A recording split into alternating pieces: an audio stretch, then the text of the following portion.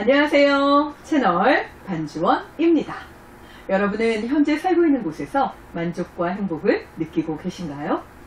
사람이 살만한 집을 찾을 때 그 조건으로 필요한 것이 지리, 산수, 생리, 인심이다. 지리는 지형, 산수는 산과 물의 위치, 인심은 그 땅의 풍속을 보는 것인데 땅에 사는 사람이 산수에 영향을 주니 풍속에 착한 곳을 고르지 않은 것은 지혜롭지 못하다.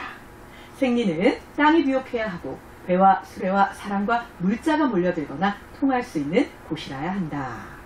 조선 의학자였던 이중환의 저서 택리지 속의 한 구절입니다. 인간이 집을 짓고 살아가는 생활 환경에 대해서 이야기했는데요. 단순히 땅과 물뿐만이 아니라 사람과 주변 환경에까지 영향을 준다는 의미입니다. 영국의 이코노미스트 인텔리전스 유닛 EIU는 매년 6월 전후로 해서 세계에서 가장 살기 좋은 도시의 순위를 발표하는데요. 안전성, 의료, 문화 및 환경, 교육과 인프라 이렇게 총 5가지 분야를 평가하게 됩니다. 2023년 1위 도시는 오스트리아 빈이 차지했는데요. 100점 만점 중에 무려 98.4점을 받았다고 합니다. 그들을 이은 도시로는 덴마크의 코펜하겐, 호주 멜버른, 그리고 호주의 시드니 등이 있었는데요. 그렇다면 두구두구두구두구 대한민국의 도시는 어떤 결과를 받았을까요? 대한민국 수도 서울이 아시아 도시 가운데 4위, 부산은 무려 6위를 차지했습니다. 오사카, 도쿄, 싱가포르 다음 순위였는데요. 인프라와 교육 면에서는 높은 점수를 받았지만 인구 밀도가 너무 높고 교통이 혼잡한 등 상대적으로는 낮은 평가를 받은 항목도 있다고 합니다. 서울은 80점대 후반으로 매년 비슷비슷한 평가를 받고 있는데요. 다만 부산의 약진이 놀랍습니다.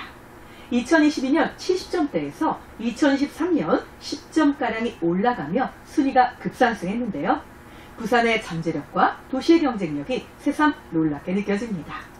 내년에는 서울과 부산뿐 아니라 대한민국의 또 다른 도시들도 높은 순위권에서 만나볼 수 있었으면 정말 좋겠죠?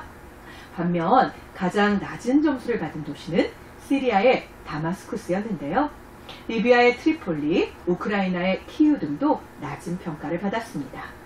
지속 중인 전쟁 때문이라 더 안타깝게 느껴지는 대목이죠. 환경이 사람이 살아가는데 얼마나 큰 영향을 미칠 수 있는지 그대로 알 수 있는 순위이기도 합니다. 늦은 밤에도 불빛이 반짝이는 도시는 사회적, 경제적, 정치적 활동의 중심이 되고 있는 장소일 텐데요. 사람들이 모이고 다양한 활동이 이루어지는 장소이기도 합니다. 과거에 우리 조상들은 나라의 수도를 중심으로 도시를 형성했죠. 지붕 없는 박물관이라는 별명이 있는 도시 경주는 무려 1000년 동안이나 신라의 수도였습니다. 신라가 무려 계획도시였다는 학계의 연구까지 이어지고 있는데요. 신라인들은 별을 통해 방위를 정확하게 파악하고 경주 전 지역을 일정한 크기로 나누어서 길을 만들었다고 하죠. 동서남북으로 원활한 교통을 위해 반듯한 도로를 만들었는데요. 일정한 간격으로 수레가 다닐 수 있는 길을 만들고 양쪽에는 하수구까지 갖췄다고 합니다. 삼국유사에 경주, 즉 서라벌에는 17만 8,936호가 있었다라는 기록이 남아있는데요. 가구당 5명에서 6명 정도가 살았다고 가정하면 전성기 신라의 수도에는 100만 명에 이르는 사람들이 생활했던 것으로 추정이 됩니다. 오늘날 인구로 생각을 해봐도 엄청난 크기의 대도시였던 거죠. 왕궁인 월성을 중심으로 남과 북으로 이어진 너비 23m의 대로를 중심으로 집들이 규칙적으로 만들어지고 체계적으로 정비되어 있었습니다. 탑 안에, 즉 기러기가 줄지어 날아가는 것처럼 탑들이 많다. 금입택, 즉 금으로 집 전체를 입혔다. 삼국유사가 묘사한 당시 경주의 모습인데요. 얼마나 화려하고 발달된 도시였는지 짐작할 수 있는 대목이죠. 황금의 도시라고도 불렸던 찬란하고 화려한 경주 당시의 모습이 정말 궁금해집니다. 자신의 의지를 담아 꿈의 도시를 건설한 왕도 있었죠. 바로 조선 22대 왕이었던 정조인데요. 정조는 백성들을 위한 이상적인 도시를 만들고자 했습니다. 호위를 엄하게 하려는 것도 아니오, 별난을 막기 위한 것도 아니다. 여기에는 나의 깊은 뜻이 있다. 장차 내 뜻이 성취되는 날이 올 것이다.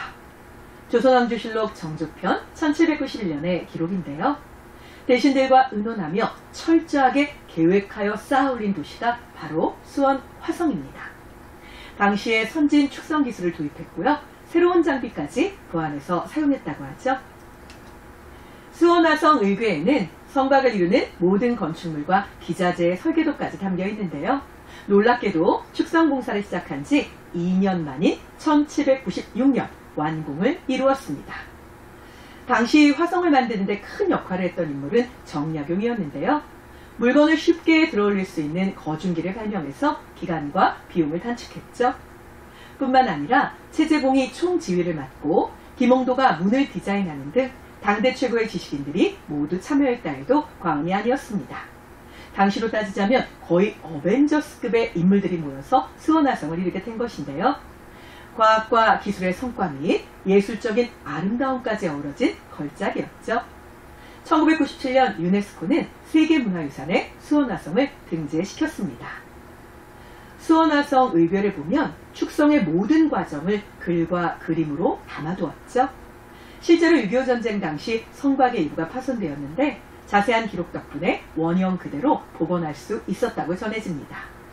화성 성역 의궤는 오늘날까지도 세계적으로 유례가 없는 매우 진귀한 책인 거죠. 조선시대에는 대부분 역에 의무가 있는 양민을 동원해서 월급은 따로 없었는데요. 의궤를 보면 전문 인력과 동원된 일꾼에게 월급을 산정하고 여름에는 별도로 보양식까지 제공했다는 사실을 알 수 있습니다. 백성을 위하고자 했던 정조의 마음이 고스란히 남아있는 기록물인 셈이죠. 정조는 아버지인 사도세자의 묘를 화성으로 이장하고 자신도 왕위를 물려주고 난 후 어머니와 이곳에서 노후를 보내고자 했습니다. 성곽 안에 마을과 상업시설은 물론 학교와 관공서까지 만들었는데요. 국영농장인 둔전을 설치하여 자급자족이 가능한 도시를 만들고자 했죠. 화성이 세워지기 전까지 우리나라의 성곽은 사람들이 안전하게 생활할 수 있도록 마을에 쌓는 읍성과 전쟁에 대비해서 건설한 산성으로 나뉘어져 있었습니다. 읍성에서 살다가 적군이 진입을 하면 삶의 터전을 포기하고 산성으로 이동해서 적과 싸웠던 구조인데요. 하지만 수원 화성은 읍성과 산성을 모두 갖춘 성곽도시로 조성됐습니다. 생활공간이면서 동시에 적군을 상대로 전쟁도 치를 수 있는 새로운 계획도시였던 셈이죠. 수원 화성이 완공된 후 정조는 13차례에 걸쳐 이곳에 내려왔고 아버지의 묘를 살피고 화성행궁에 머물기도 했습니다. 어머니를 위해 잔치를 베풀기도 하고 업무를 이곳에서 보기도 했는데요. 정조의 효심이 고스란히 화성 능행도 속에 담겨져 있답니다. 화성행궁의 정문 이름은 신풍루인데요. 바람 부는 이 땅은 새로운 또 다른 고향이다 라는 고사에서 유래되었습니다. 정조에게 있어 화성은 고향과도 같은 곳이라는 의미까지 담겨 있는데요.